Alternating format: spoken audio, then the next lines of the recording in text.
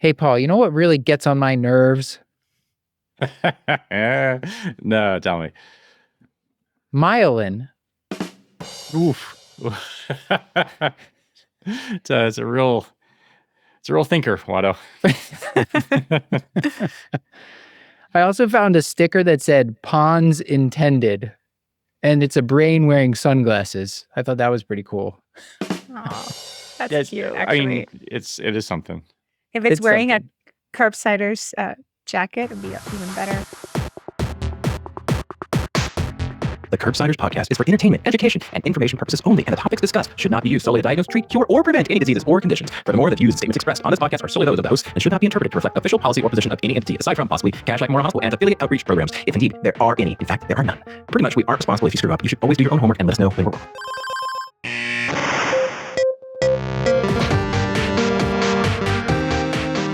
Welcome back to the Curbsiders. I'm Dr. Matthew Frank Watto, here with my great friend and America's primary care physician, probably even the primary care physician, Dr. Paul Nelson Williams. Hey, Paul.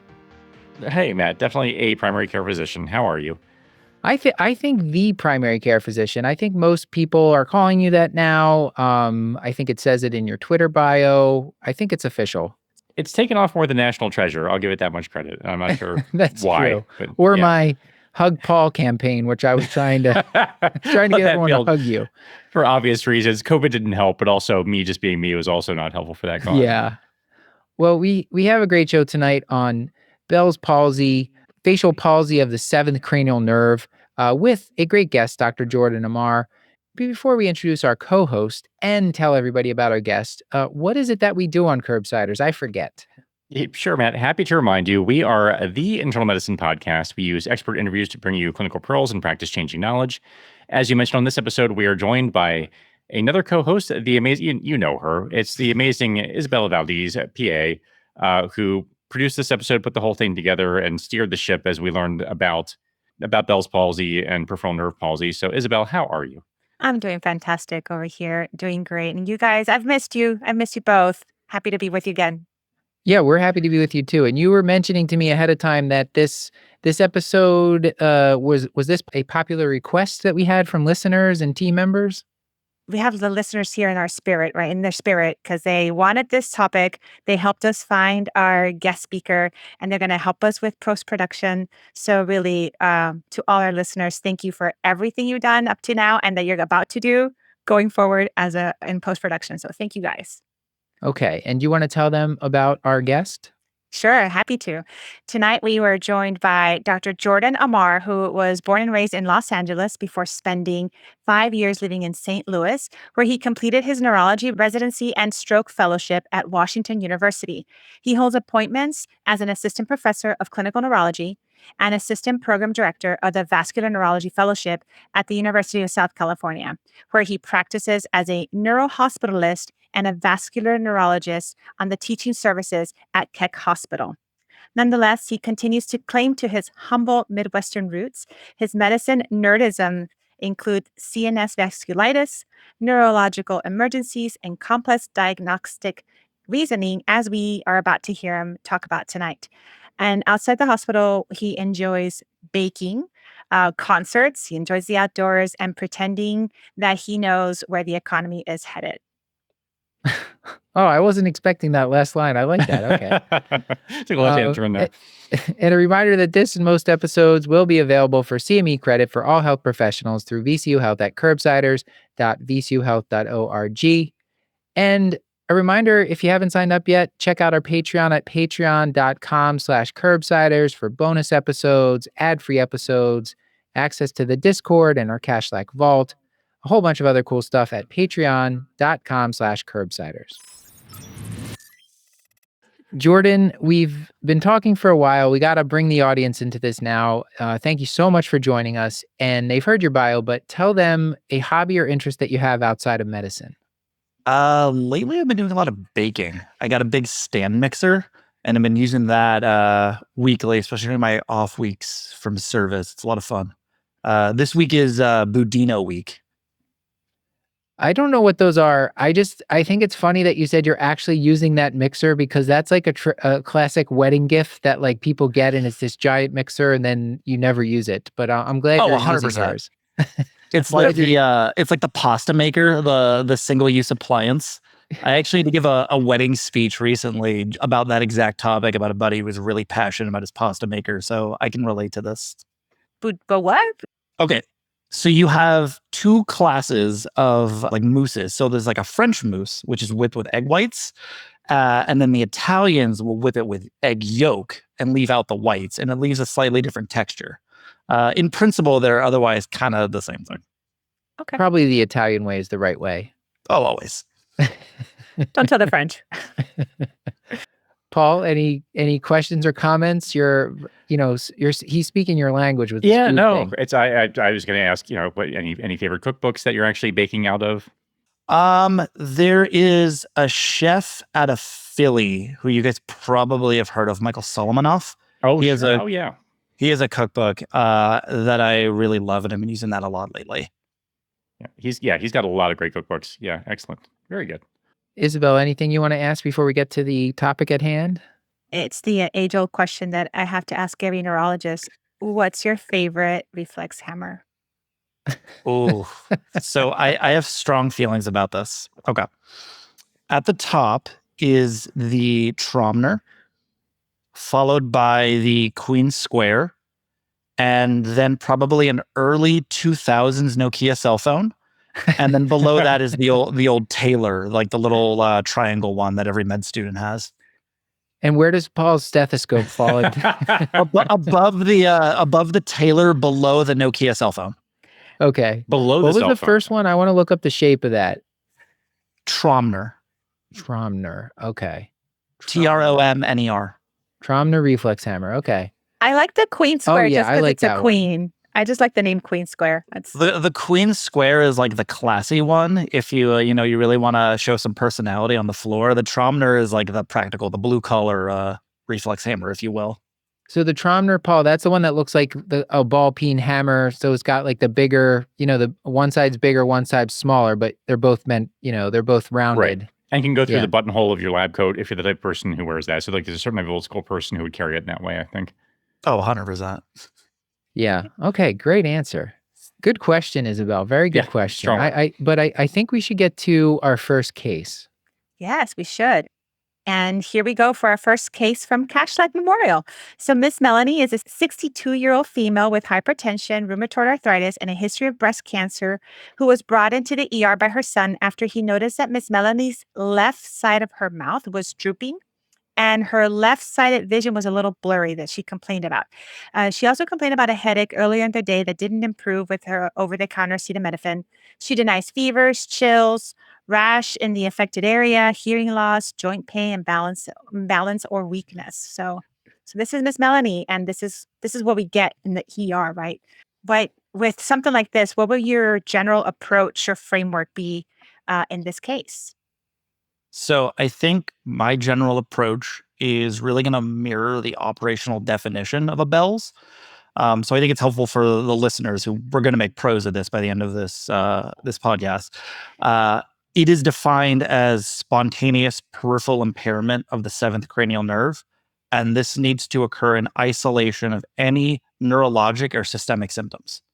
So dissecting that, if we think back to just a little bit of neuroanatomy without triggering the audience's collective PTSD, there are central and there are peripheral lesions of the seventh cranial nerve. Central means at or above the level of the brainstem. Peripheral means after it's already exited the brainstem.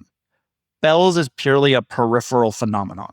And with that, it has to be isolated. So it can't have involvement of any other cranial nerves, and you can't have any other systemic signs of illness. So my approach is really going to work through history and exam to essentially exclude out any other potential causes and make sure, one, we don't have any other cranial nerves involved, and two, that the symptoms they're having are just that and nothing else. As soon as it's something else, it's probably not a Bell's by definition. And Jordan, I think we've given you a limited history by intent. So I'm wondering, is there anything in this particular patient that just screams Bell's to you? Because if I got this call in my office, I'd be like, go to the ER, you're having a stroke. Like it'd be like I don't know that I would reason through it or say anything nearly as eloquently as you said. Is there anything about this history, we haven't delved too much in, but just sort of right out the gate that you would think, this sounds kind of like Bell's palsy to me without examining the patient or kind of digging deeper?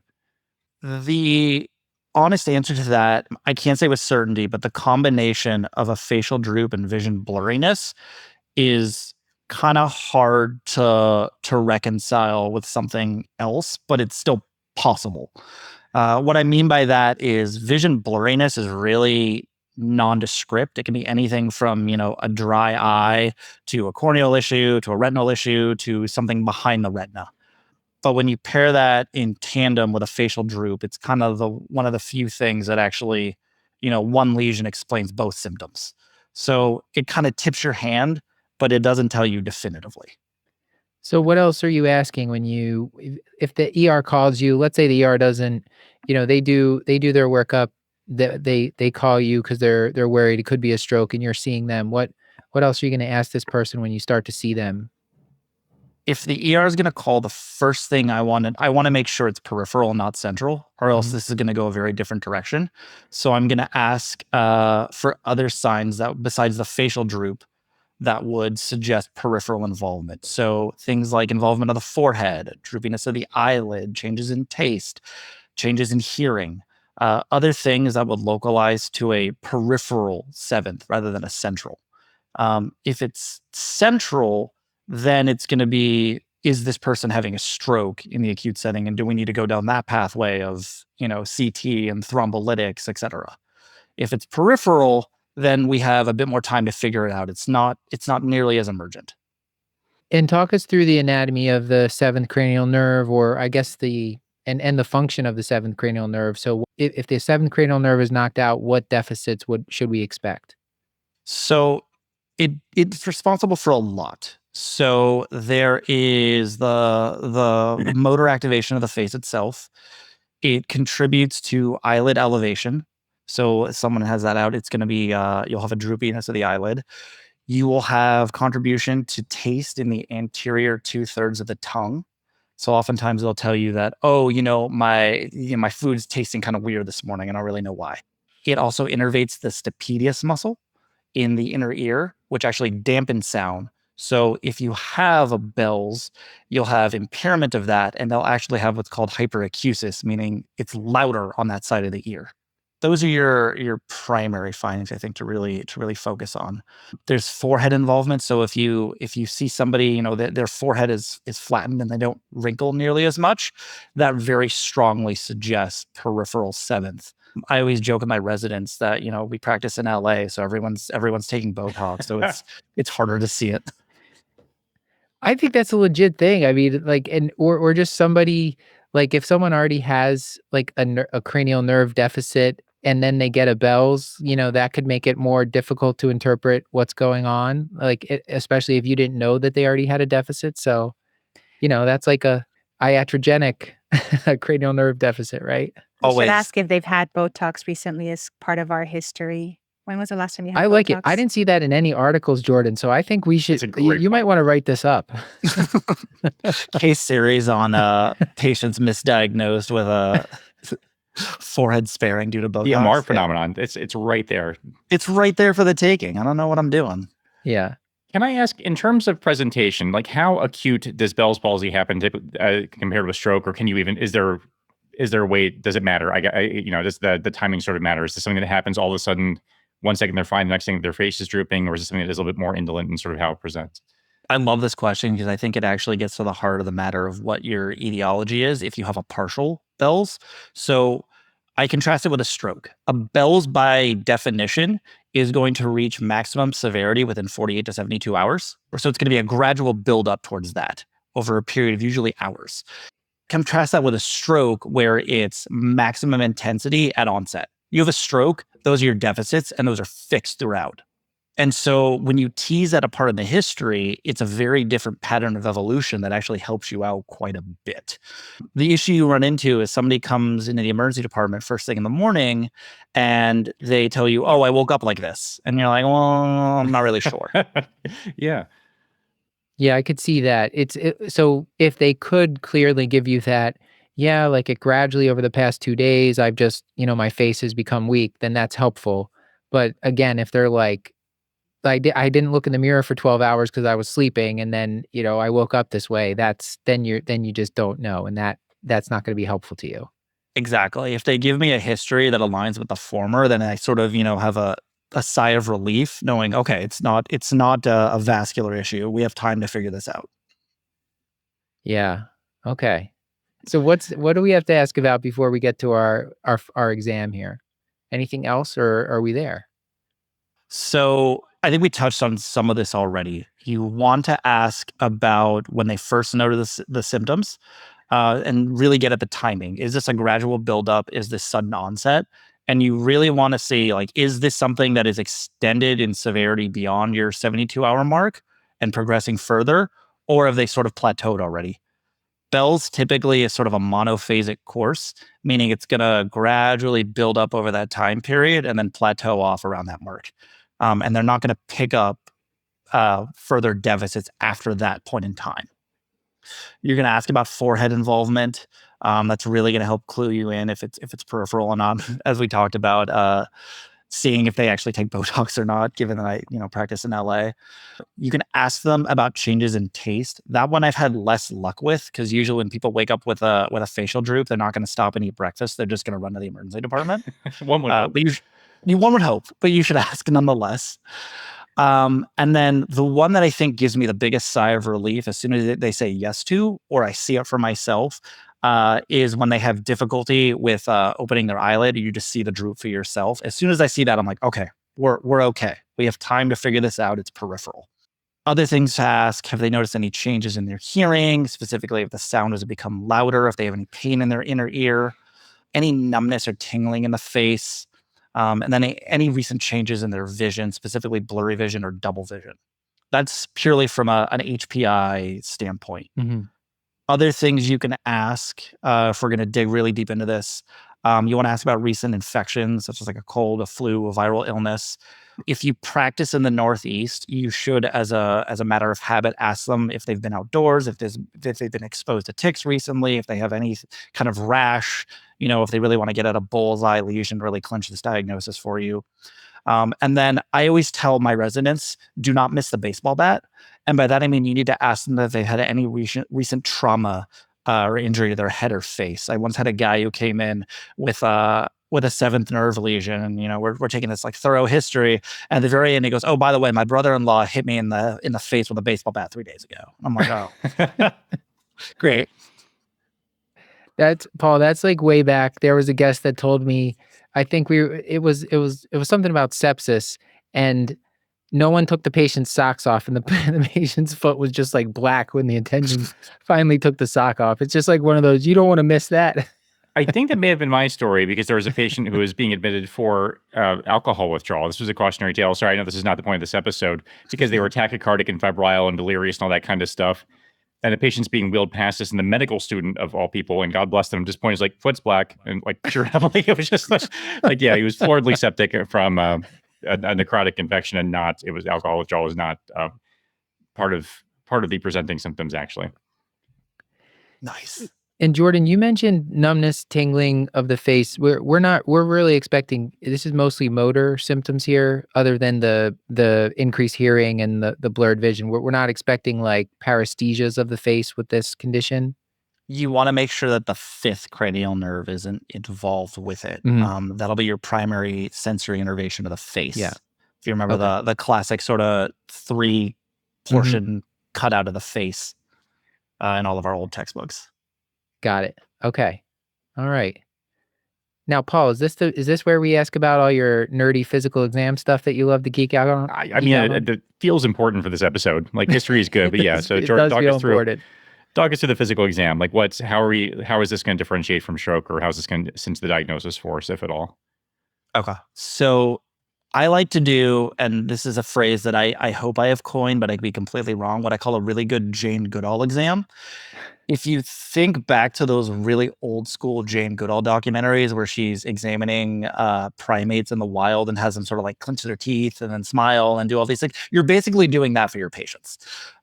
So a good Jane Goodall exam means things checking like smile activation, showing their teeth, cheek puffing, so you have them blow their mouth like this, and then tap on it, raising their eyebrows, eye closure. You tell them, hey, close your eyes, pretend like you have soap in them. I'm going to try to open them. And you test them one by one and see if there's a difference. That will give you a more detailed examination of involvement of the seventh cranial nerve. I think if you're in a really busy primary care clinic, those are the ones that you can do very quickly. If you really want to, play for style points, you can open the coffee grounds and the sugar packets and test their taste sensation.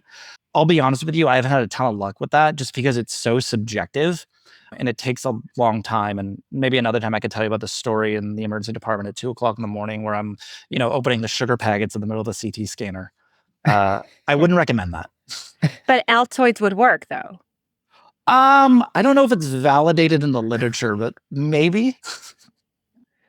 That's actually that was actually going to be part of what I was going to ask you about the physical exam, because they were talking about like putting sugar on like the front half of the tongue on the side that's effective and comparing to the other side. And I was going to ask if anyone's actually doing that. So it sounds like at some point in your career you realized while trying to examine someone in a CT scanner that probably wasn't the way to go for everyone. Okay, so maybe I'm gonna, earn the scorn of my neurology forefathers and foremothers. Every textbook will tell you to do this. I don't know if I believe it, because it's always some like it'll never the pretest likelihood of it working out is very low and it takes a long time to do. So maybe a CT scanner at 2:00 in the morning or a really busy clinic just aren't the places to do it. Yeah. But I think it's a lower yield exam finding, but theoretically you could test it. And specifically, it's the anterior 2/3 of the tongue to be really pedantic. Okay. What other exam maneuvers should they do other than the ones that you told us to smile, show their teeth, puff out their cheeks, close their eyes like they have soap in them and you're going to try to open them. Any other big ones? Okay, so I think what's really important are looking for what are called neighborhood signs. And then again, without triggering any sort of trauma of all of our collective neuroanatomy finals, if you remember those slides of the brainstem that we all had to look at in med school, they're all really dense and really packed together really closely, all those different nuclei and structures. Think of it like Manhattan real estate.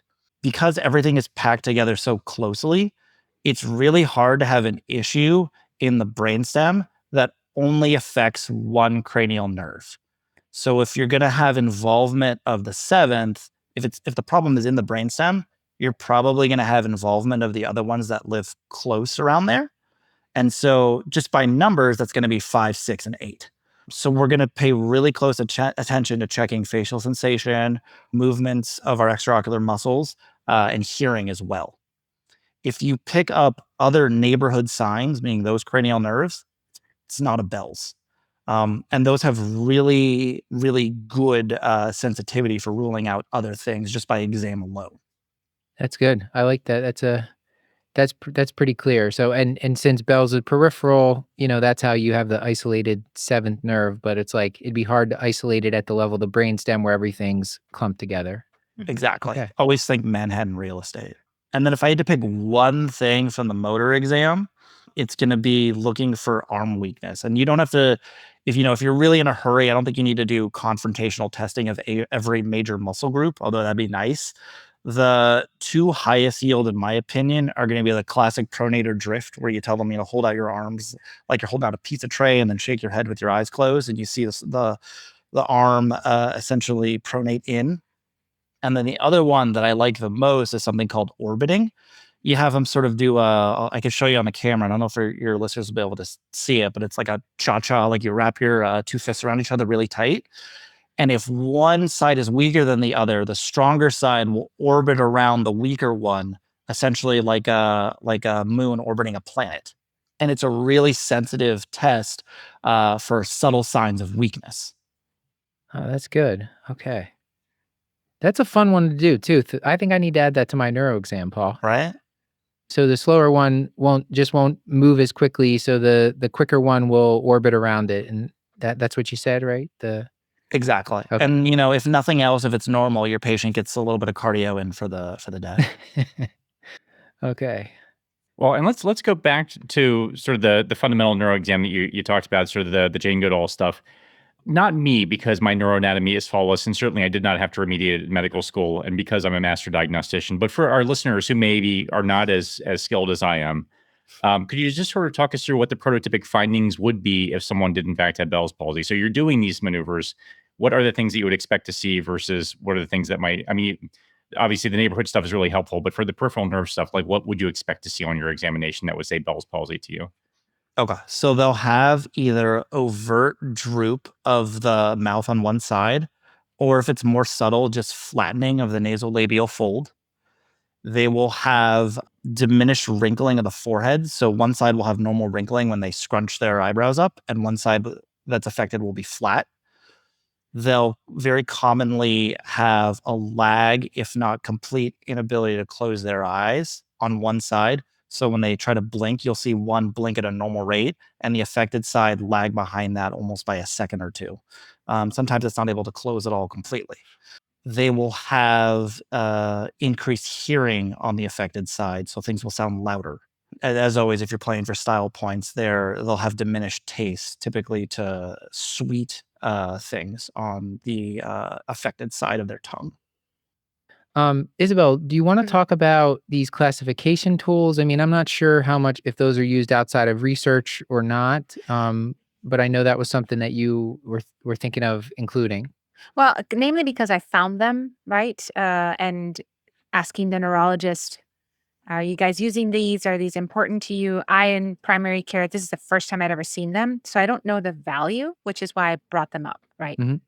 Um, so So to Jordan, there are some classification tools out there for facial nerve dysfunction. And in primary care, what I'm seeing, I've never seen these classification tools. And I don't know if I'm doing you, my neurologist consult, a favor if I Google these right before. Is this something that you guys can just by seeing the patient, you know what this means?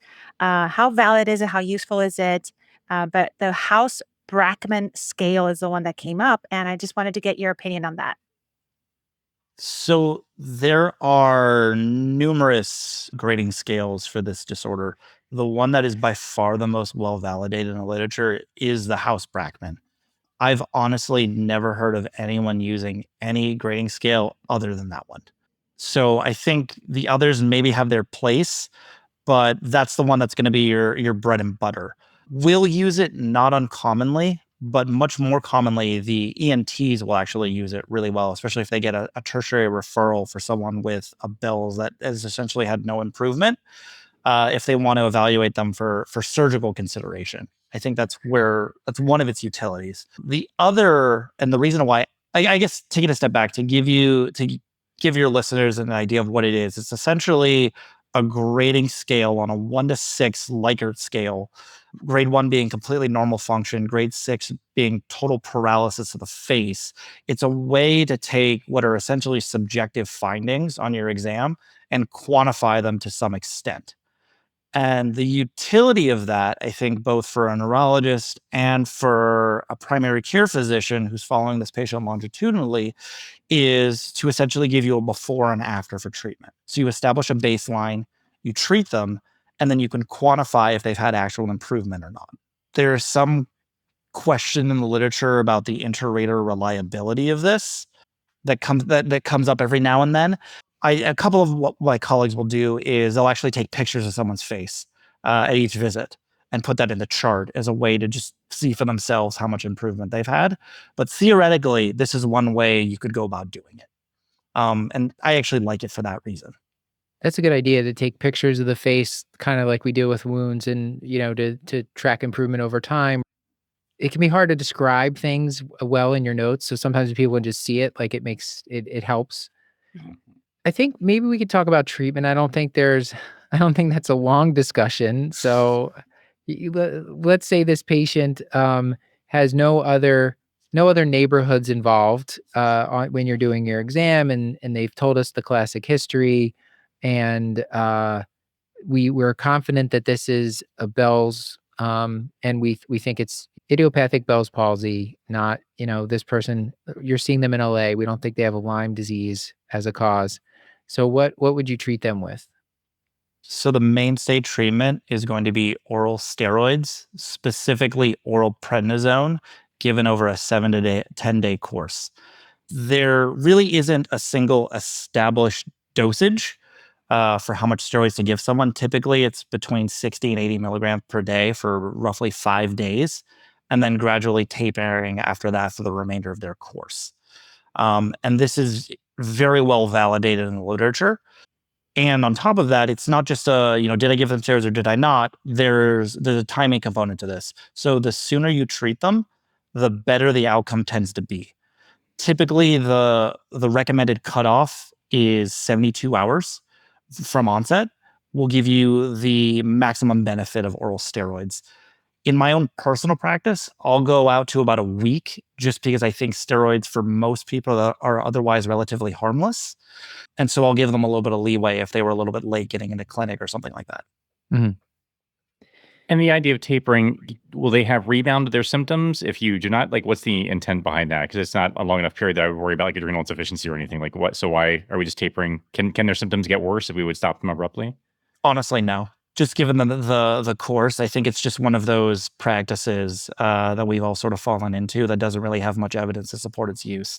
I think everyone gets a little bit wary going beyond 5 days just in practice, even though there isn't much literature to support adrenal insufficiency from a small dose over 5 days.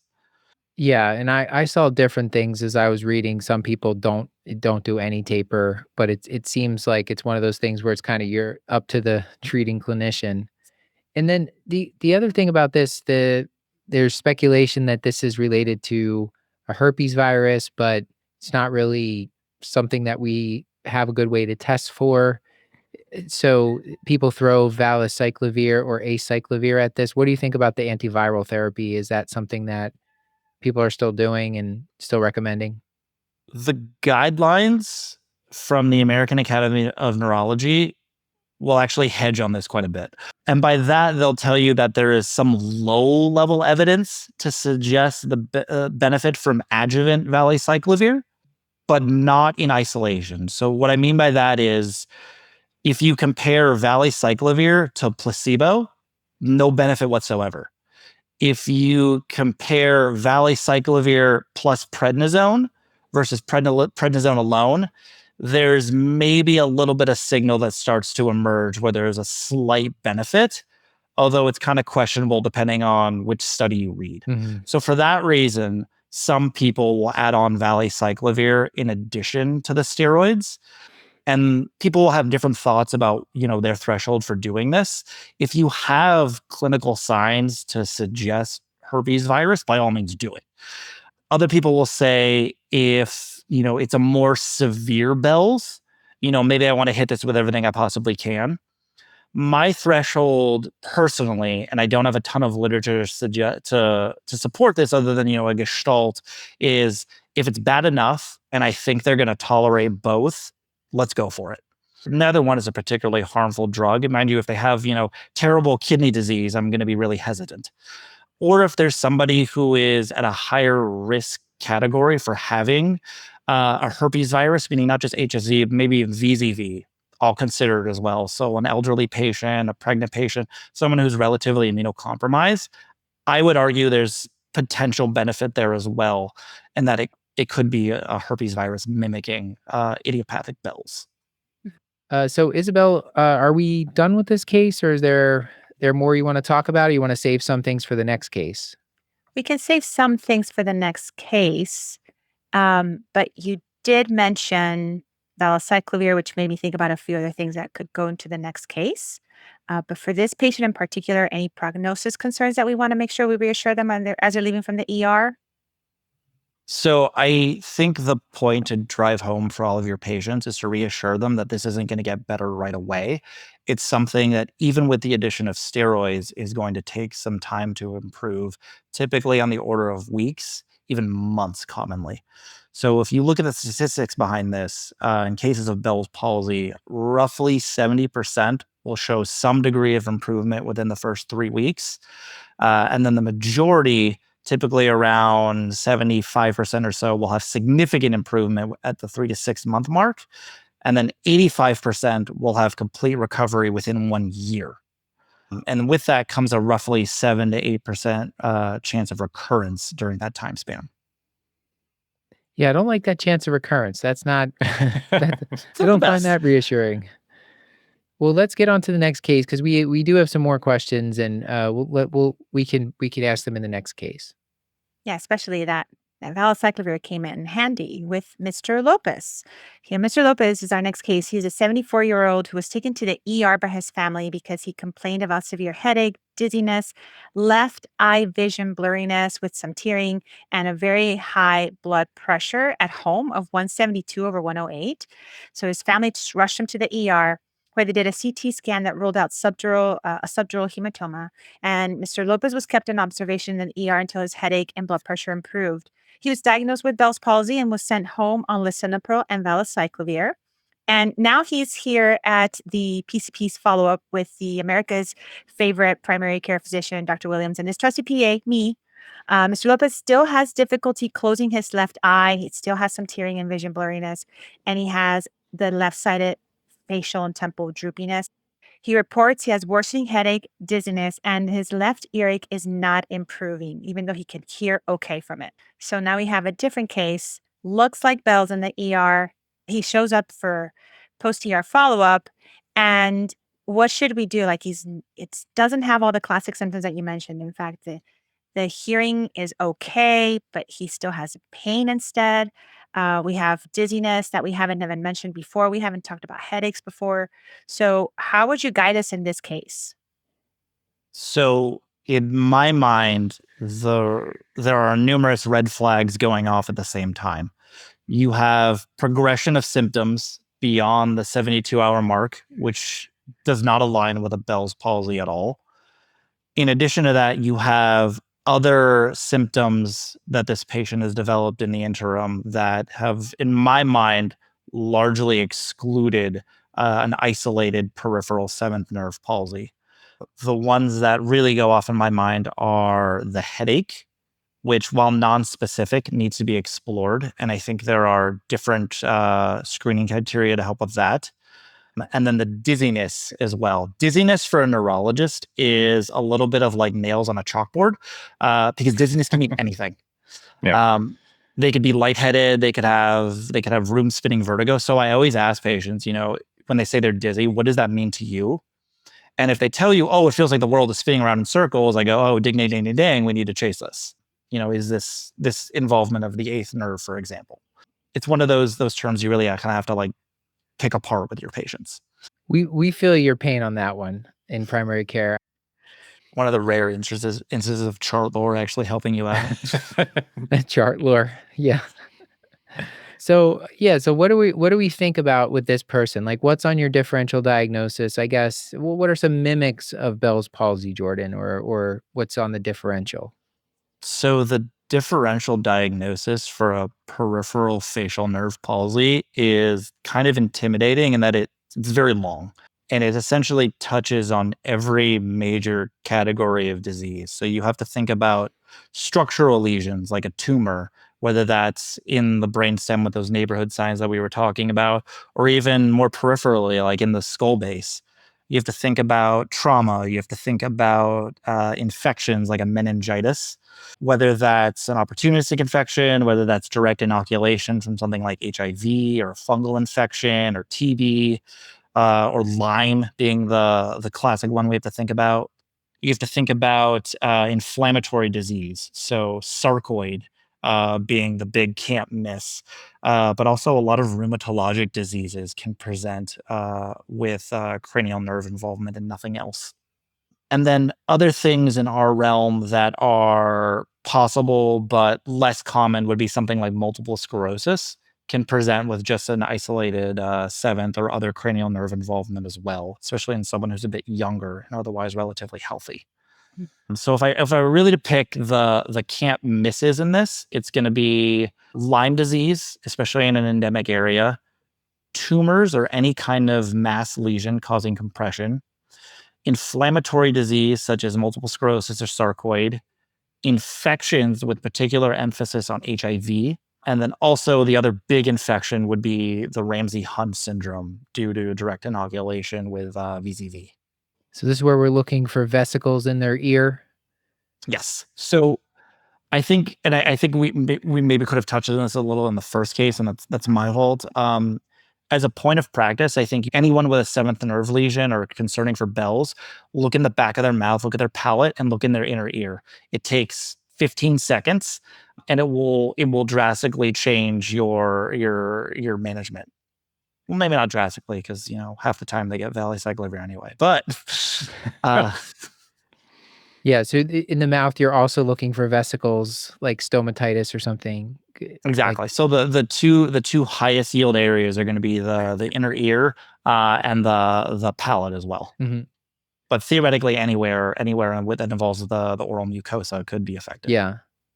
And I know it's rare, but so like a bilateral facial nerve palsy, you think like is Guillain-Barré I saw on some lists, but is it true that Bell's can sometimes be bilateral? It's just like super rare. Case reportable kind of a phenomenon. If I hear bilateral, I'm assuming it's something else until proven otherwise. Yeah. It's sort of one of those red flags. And I have a couple I could list out, more than a couple that I could list out for you. Things that should really, in the back of your mind, say, alert, alert, danger, Will Robinson, danger. Okay, so gradual onset beyond 72 hours, presence of vertigo, hearing loss, or tinnitus. Zero improvement at the 3-month mark would be highly atypical. Bilateral facial palsies, like you were talking about, involvement of other cranial nerves, to harken back to our point about neighborhood signs, limb involvement, otitis media, vesicles, like we talked about, cervical lymphadenopathy, which, as you guys know far better than I do, is fairly nonspecific, but could align with any number of infections, including but not limited to HIV, facial swelling, skin rash, someone who has risk factors for HIV, or someone with any history of systemic cancer. All of those red flags. When I was a PGY2, PGY3 neurology resident, studying for my in-service exam, I tried to come up with a mnemonic that I can give your listeners. I don't think it's particularly helpful, but we can try. Mnemonics never are, but I would love to hear it. It was Growl's face.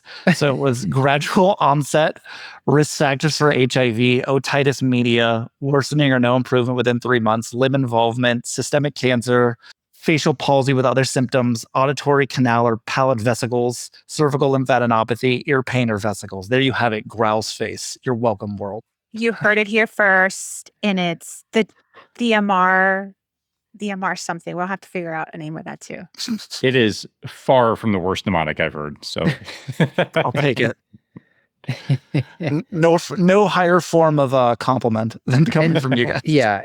And I mean, like for me, anytime anyone comes with a neurologic deficit, I'm just like hoping it's not a stroke. Like that's always my thing that I just, don't want to miss and that I'm worrying about. So I think you've given us a lot of ways so far to try to prove that it's not that. This patient had a non-contrast CT head. I think the cool kids are calling it a dry CT now, at least some of the ones I work with. Have you heard this called? I have not. They're like, they got a dry CT. I'm like, what? I'm sorry, what's a dry CT? That might be cash lock specific. Yeah, I have not. Yes. Heard that. Okay.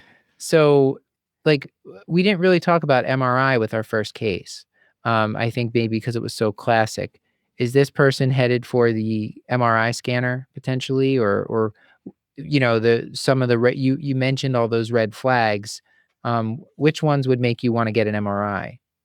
So the guidelines will tell you that someone who has an absence of all of the aforementioned symptoms, you can make a diagnosis purely by history and exam. Mm-hmm. If they have any of those symptoms, you need to explore it, typically with basic lab work and very commonly imaging. My threshold to image these patients is phenomenally low. So if they have any of those stigmata, unless it's a clear alternative explanation, I'm probably going to image them. Yeah. The utility of a CT, in my opinion, and I say this as a stroke neurologist who orders them 10 times a day, in this particular case, is bupkis. All a CT is going to do is tell you that they didn't have a head bleed, And it's going to exclude, hopefully in some capacity, otitis media for you. If it's really bad, you'll see it. Otherwise, anything in the differential will not show up on CT. So with that, you need to opt in for an MRI. Depending on the capabilities of one's institution, you can either get by with a standard MRI, which needs to be done with contrast, looking for enhancement of those individual cranial nerves, which will show you direct inflammation among a myriad of other things. Or if your institution has access to it, a protocol that's called Internal Auditory Canal Protocol, or IAC. And specifically, it'll give you very thin cuts of where the 7th and 8th cranial nerves travel together through the internal auditory canal. And it'll give you very high resolution pictures of what is a high risk area, essentially. Mm-hmm. And with the IAC protocol, if you were worried for stroke, you would probably want the MRI with contrast, right? But if it was just sort of more of an atypical, but you're pretty sure it was peripheral, the interauditory canal would be the way to go. I'm just asking. I think it's a fair question. I think that depends on your time from onset. If you're entertaining stroke and you're in the window for acute interventions, guidelines will tell you a CT is sufficient. Rule out a bleed, and if you're clinically suspicious for a stroke, you treat that. The MRI is essentially, after you've excluded stroke, bleed, the acute things, those are all of the things that you now have time to explore. So whether that's in the outpatient setting where you're going to get it, a week from now, or in the inpatient setting where they're going to be sitting in the scanner, even if you send them down right away, they're going to be sitting in the scanner for at least an hour lying flat. So those are the things that you have time to explore and go into greater detail. The acute things, CT, rule out the bad things, treat them for a stroke. Everything else, MRI. So in Mr. Lopez's case, that would be part of our next workup, specifically moving on to the MRI, either IAC protocol or just brain with contrast. What about lab tests and EMG? I've read about nerve conduction studies. What's the utility in those? Where would you guide us on that? The guidelines will tell you different things when it comes to laboratory testing, and it's kind of vague in that it's up to one's level of clinical suspicion. So if you're in a Lyme endemic area, you're going to test them for Lyme. If you are clinically suspicious for Ramsay-Hunt, you're gonna swab them. If you are clinically suspicious for HIV, you're going to do a P24 antigen screening or whatever other infection. It's kind of, there aren't clear, screen everybody for every possible laboratory test in this setting. It's really based on one's index of suspicion. The MRI's greatest utility is going to be in addressing structural issues. So tumors being one of them, or cancers. With respect to your question about EMG and nerve conduction studies, my understanding from the literature has always been that they're typically not recommended. They're actually very painful and, I would argue, kind of barbaric tests. A nerve conduction study for your listeners is essentially you're giving them a very small jolt of electricity in a given nerve and measuring the strength of the signal, both with respect to the amplitude and velocity, to get an idea if there's damage to the nerve relative to a standardized value. An EMG is even more painful in that you're sticking a needle directly into the muscle of any muscle that is essentially innervated by your suspected nerve, and you're poking it over and over and over again and measuring the conductance. In the case of a 7th nerve palsy or any kind of cranial nerve issue, I think most patients would be really hesitant to have a needle stuck in their face over and over and over again. And the guidelines will actually tell you that they're typically not recommended at all. I personally have never done it, so I don't think there's much utility to EMG and nerve conduction studies in these cases.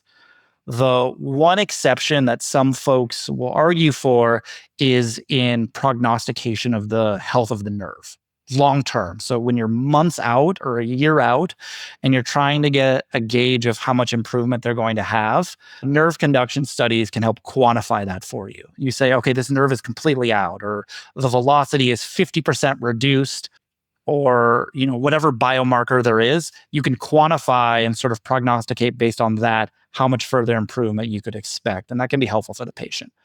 But from a diagnostic standpoint, it doesn't really offer you much utility, and the guidelines will recommend against it. Sorry for a really wordy answer. I like it though, because it's my least favorite thing to order ever, an EMG. And glad to know that I don't have to do it in this case. In fairness, I hate it too. Yeah. Yeah, so how like to start wrapping up because I know we're running towards the end of our time with you for these non-specific cases, or I shouldn't say it's so non-specific. I just say this is a non-classic case. Let's say we get an MRI, we don't really see anything. Would you have treated this person empirically with steroids or valacyclovir, or are you just going to do symptomatic management for them? Personally, my threshold for prescribing steroids and valacyclovir in a case like this is relatively low. Mhm. I think depending on who you ask, it might vary. But in a patient who is progressing through standard treatment, I think there's an argument to be made for escalating. What's most important, like you touched on, is ruling out all of the other potential issues. What's kind of interesting about the differential for a seventh nerve lesion is a decent chunk of those, I'd argue, 30-40% of the different disease processes that are listed in the full differential are steroid responsive issues. So it's possible maybe they just didn't get enough steroids. Paul, is now a good time to talk about the eye? Yeah, well, yeah, I was gonna say. So let's say for Mr. Lopez, we do our due diligence, we do all this testing. It comes back relatively reassuring, and it turns out that he's had headaches and dizziness before, and it's just too true and unrelated. So what we're dealing with is still good old-fashioned seventh nerve palsy. I would like to sort of talk about some of the supportive management. Like, for instance, I've had patients with fairly persistent ear pain that has lasted for weeks and weeks. So I guess I'm wondering just sort of what kind of adjunctive stuff can we in the primary care office do to offer comfort to patients? Like, yeah, eye care is one that always comes up, and sort of the pain that may be present. Sort of what tips and tricks can you sort of offer that we can help our patients with as they're very slowly recovering, as is often the case? So first and foremost in my mind is you have to be worried about an exposure keratopathy. Anytime someone has weakness of eyelid closure and their cornea is exposed to the air for longer than normal, it runs the risk of drying out and ulcerating. So you have to very commonly give them either prescription eye drops or over-the-counter eye drops, ointments while they're sleeping, and not uncommonly, I'll recommend that my patients actually put an eye patch on, which a lot of them don't like. But at least while they're sleeping, you want to minimize exposure to open air, or they can really do some damage to the cornea. Do you have patients tape the eye closed? I was reading about that like, and if they put like a patch on and their eye is like too open, like the patch, their eye could just be rubbing on the patch. So tape it. Some do more so because it's just more. I don't know if it's actually validated in the literature of one versus the other being more efficacious. I think a lot of it is just it's less overt to tape your eye with Scotch tape versus having a big black eye patch over your eye. But I've seen it in clinic though. They've shown up to clinic with their eye closed with the tape. Yeah. Yeah, it works. I've seen it. Mm-hmm. As long as it's closed and covered, I think you're okay. Yeah. Okay. Yeah. I don't know how often you're seeing patients in follow-up if you're working primarily in the hospital. This isn't something I've run into, Paul. Have you had to put people on like pain meds for this, like amitriptyline and things like that? I want to go back for a hot second because I think we did not talk about the weights, which I know that Matt was fascinated with. So for the listeners at home, sort of before we start recording, we had a long conversation about weight implantation in the eyelids and that kind of stuff for sort of persistent symptoms. Is that how? So Jordan, how often is that something that you see? Is that something we should be cognizant of, or is that just sort of a fun factoid to bust out at cocktail parties? I think a combination of cocktail fun fact and very uncommonly seen. I personally have not sent anyone for eyelid surgery, but for your listeners, it's thought that for patients who have refractory symptoms, specifically issues with eyelid closure, sometimes you'll have ENTs who will put in weights into the eyelid to help with closure. And the classic teaching in the literature is literally a gold plate in the eyelid to help weigh it down. I think the benefit of that is really more cosmetic than anything else. And I would argue probably doesn't offer much more than a piece of Scotch tape would offer from a medical standpoint. And a lot cheaper probably as well. Probably. Depends on I the was care of the reading gold. too that some people can get synkinesis, where if they activate one muscle, other muscles will sort of become activated, and that some people are getting Botox to sort of tamp down like the unwanted extra contractions too. Yeah, so it's actually a really cool finding on exam for someone who has chronic residual effects of a Bell's. Is they can get synkinesis. Well, they'll get a compensatory innervation of the muscles around those that were affected by the Bell's. And so if they smile, you'll see activation of other muscles that typically wouldn't be involved. They sort of all get involved at the same time. The other one that's kind of cool is something called crocodile tears. So if you have involvement of the lacrimal gland, which can happen in cases of Bell's, initially they'll get drying of the eyes, but long term they'll actually get an increase in tearing, such as that when they're talking or laughing or have or activation of their seventh nerve, with a smile, they actually start tearing on one side. They're There very you happy go. to see us. Yeah. Exactly. I like to think it's just me, moving my patients so much in clinic, but there you go. Sure. Yeah. And back to Matt, your original question, I one pain that I have seen is persistent ear pain specifically that had been sort of happening weeks after the fact, and I was, I think, tempted probably to one of the rare instances where I may have considered gabapentin for pain, but I guess I would love to know, Jordan, if that is typical or if pain can be sort of a long-term sequelae of this and how we should be thinking about managing it. It absolutely can. I always say you should think about your armamentarium of neuropathic pain agents. So TCAs for one, gabapentin, of course, and both of those have their role. The class that I actually really like, and I think has a little bit stronger evidence support, though still not super high level, are anti-epileptics that have neuropathic pain properties. The two big ones are the old school agents, carbamazepine and phenytoin. I actually put a patient on carbamazepine for that same ear pain, what's called an otalgia, about a week ago, and it completely resolved for him. Hmm. And in my experience, those two tend to be far less sedating than something like gabapentin, but it, Okay. in my experience, works. Okay. And speaking of, I see there was a question in here about facial physical therapy for patients, and there was a 2024 article by Santiago et al. They were looking at facial exercise and stretching, plus they were administering a current to the cranial nerve, and they showed that it improved asymmetry and function. And this was a small study of like 24 patients, but I looked up like the protocol. It was kind of cool. They were like showing family members how to like stretch the person's face, and then they were doing some like active exercises and some passive stretching, and it was pretty wild. But I guess maybe that's a thing people are doing. It's new, and I think we don't know definitively if there's long-term benefit or not. Like you were saying, they're very, very small trials. But I think in the grand scheme of things, it's otherwise relatively harmless for your patients. I always say if there's potential to help them without really any sort of adverse trade-off, why not? Yeah. And especially with this, for something that just takes so long to recover from, I think if you can just give the impression you're doing something that will sometimes make patients feel better, sort of irrespective as to whether or not there's actually objective improvement or not. I agree with that. I think the thing that is always kind of tough for us as clinicians to remember is that while it's a fairly benign disease process, from a patient's perspective, it's profoundly traumatizing. Yeah. This is your face you're talking about. Every person you interact with from the start of your day to the end of the day is going to see this, and there's no hiding it. So for them, it's pretty emotionally scarring.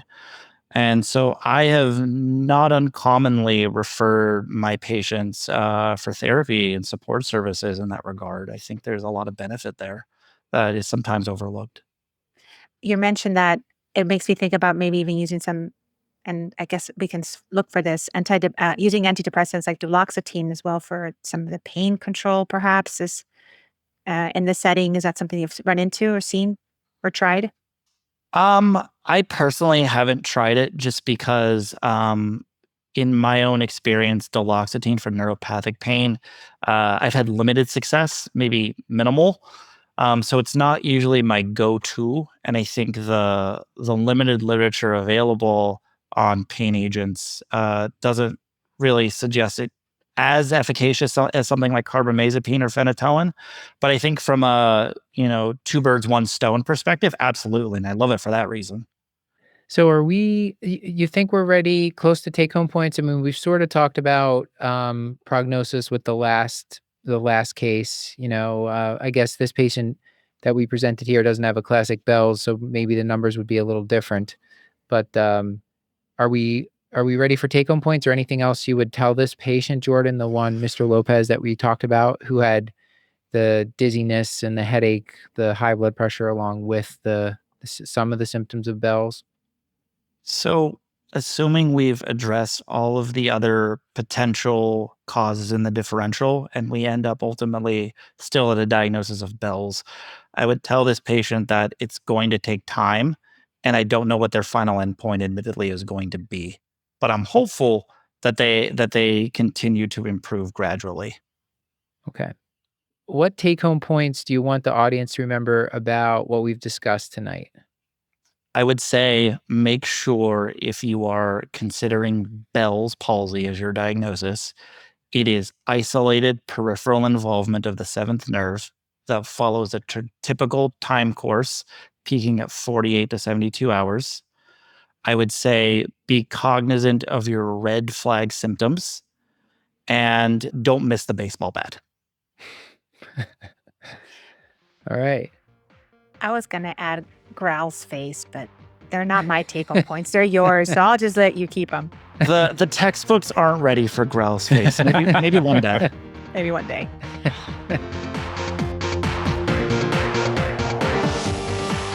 This has been another episode of the Curbsiders, bringing you a little knowledge food for your brain hole. Yummy. Freestyling over there. Still hungry for more? Join our Patreon and get all of our episodes ad-free, plus twice monthly bonus episodes at patreon.com/Curbsiders. You can find our show notes at thecurbsiders.com and sign up for our mailing list to get our weekly show notes in your inbox. This includes our Curbsiders Digest, which recaps the latest practice-changing articles, guidelines, and news in internal medicine. And we're committed to high-value, practice-changing knowledge, and we want your feedback. So please email us at askcurbsiders@gmail.com. It also helps us a lot if you subscribe, rate, and review the show wherever you're listening. A reminder that this and most episodes are available for CME for all health professionals through VCU Health at curbsiders.vcuhealth.org. Wanted to give a special thanks to our writer and producer for this episode, Isabel Valdez, PA, and to Ben Furman and a whole bunch of other people who I think may be helping with this in post-production.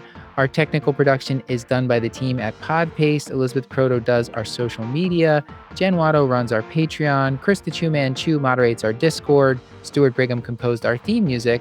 And with all that, until next time, I've been Dr. Matthew Frank Watto. I'm your physician assistant here at Cashlike, Isabel Valdez. And as always, I remain Dr. Paul Nelson Williams. Thank you and goodbye.